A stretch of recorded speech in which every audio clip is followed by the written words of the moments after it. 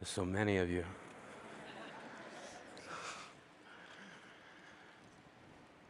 When I was a kid, I hid my heart under the bed because my mother said, if you're not careful, someday someone's gonna break it. Take it from me, under the bed is not a good hiding spot. I know because I've been shot down so many times, I get altitude sickness just from standing up for myself. But that's what we were told. Stand up for yourself. And that's hard to do if you don't know who you are. We were expected to define ourselves at such an early age. And if we didn't do it, others did it for us. Geek, fatty, slut, fag. And at the same time we were being told what we were being asked, what do you want to be when you grow up? I always thought that was an unfair question. It presupposes that we can't be what we already are. We were kids. When I was a kid, I wanted to be a man. I wanted a registered retirement savings plan that would keep me in candy long enough to make old age sweet. When I was a kid, I wanted to shave. Now, not so much. When I was 8, I wanted to be a marine biologist. When I was 9, I saw the movie Jaws and thought to myself, no thank you. When I was 10, I was told that my parents left because they didn't want me. When I was 11, I wanted to be left alone. When I was 12, I wanted to die. When I was 13, I wanted to kill a kid. When I was 14, I was asked to seriously consider a career path. I said, I'd like to be a writer. And they said, choose something realistic.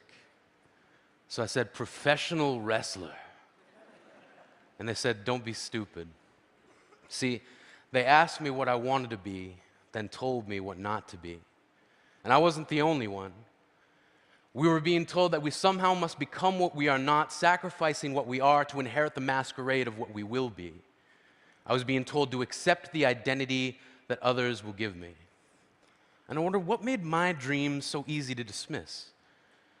Granted, my dreams are shy because they're Canadian.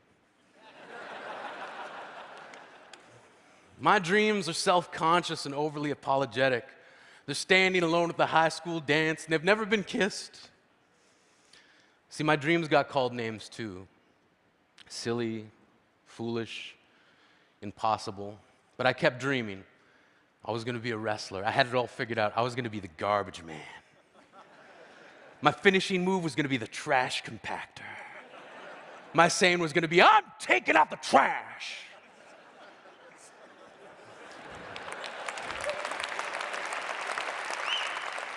And then this guy, Duke the Dumpster Drosy, stole my entire shtick. I was crushed, as if by a trash compactor. I thought to myself, what now? Where do I turn? Poetry. Like a boomerang, the thing I loved came back to me. One of the first lines of poetry I can remember writing was in response to a world that demanded I hate myself. From age 15 to 18, I hated myself for becoming the thing that I loathed, a bully. When I was 19, I wrote, I will love myself despite the ease with which I lean toward the opposite. Standing up for yourself doesn't have to mean embracing violence. When I was a kid, I traded in homework assignments for friendship, then gave each friend a late slip for never showing up on time, and in most cases, not at all. I gave myself a hall pass to get through each broken promise. And I remember this plan born out of frustration from a kid who kept calling me Yogi, then pointed to my tummy and said, too many picnic baskets. Turns out it's not that hard to trick someone.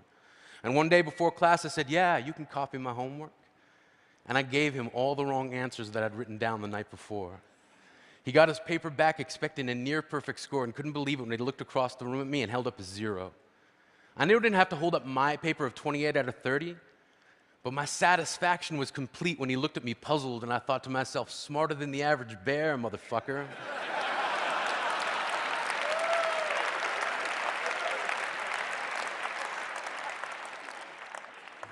This is who I am.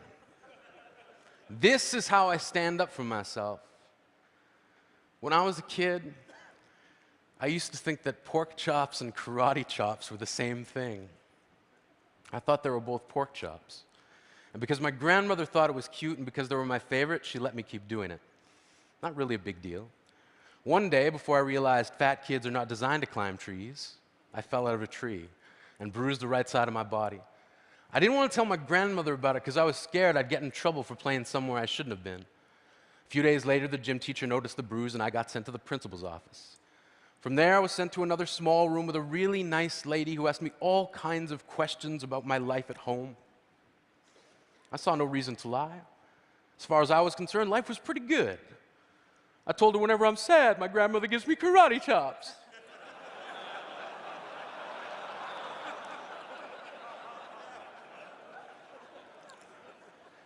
This led to a full-scale investigation, and I was removed from the house for 3 days, until they finally decided to ask how I got the bruises.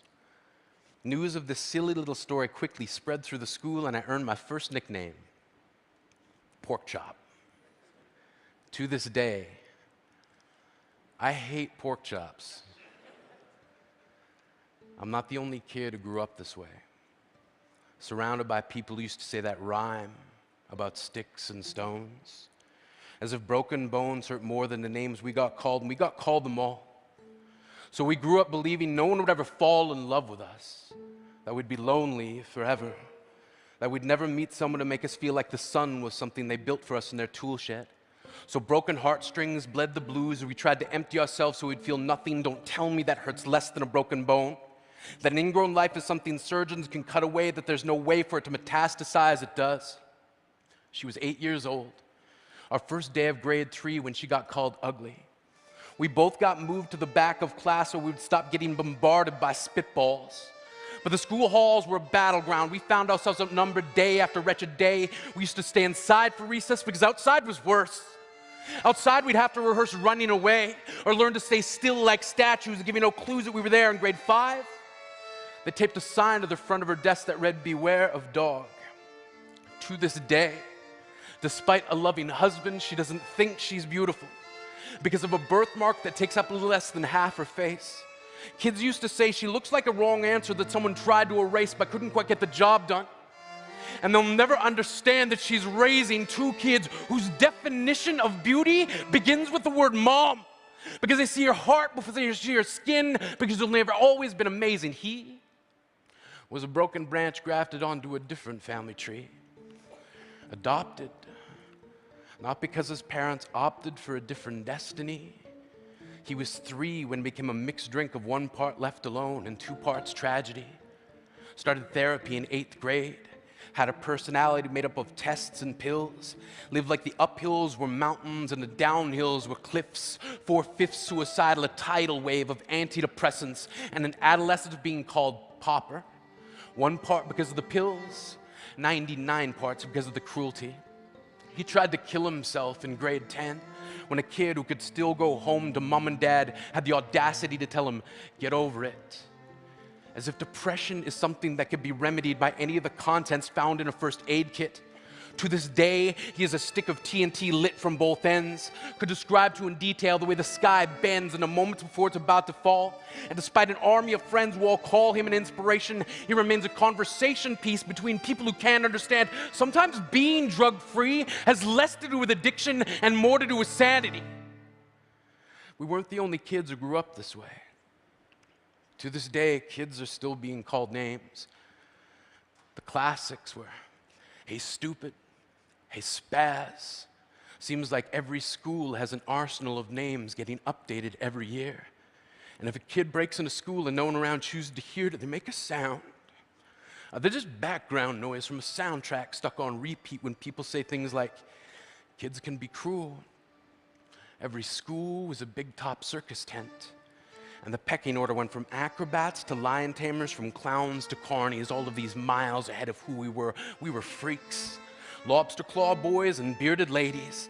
Oddities, juggling depression and loneliness, playing solitaire, spin the bottle, trying to kiss the wounded parts of ourselves and heal. But at night, while the others slept, we kept walking the tightrope.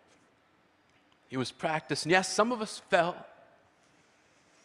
But I want to tell them that all of this is just debris left over when we finally decide to smash all the things we thought we used to be And if you can't see anything beautiful about yourself, get a better mirror, look a little closer, stare a little longer, because there's something inside you that made you keep trying despite everyone who told you to quit. You built a cast around your broken heart and signed it yourself. You signed it, they were wrong. Because maybe you didn't belong to a group or a clique. Maybe they decided to pick you last for basketball or everything. Maybe you used to bring bruises and broken teeth to show and tell but never told. Because how can you hold your ground if everyone around you wants to bury you beneath it? You have to believe that they were wrong. They have to be wrong. Why else would we still be here? We grew up learning to cheer on the underdog because we see ourselves in them. We stem from a root planted in the belief that we are not what we were called. We are not abandoned cars stalled out and sitting empty on some highway. And if in some way we are, don't worry, we only got out to walk and get gas. We are graduating members from the class of we made it, not the faded echoes of voices crying out names will never hurt me. Of course, they did. But our lives will only ever always continue to be a balancing act that has less to do with pain and more to do with beauty.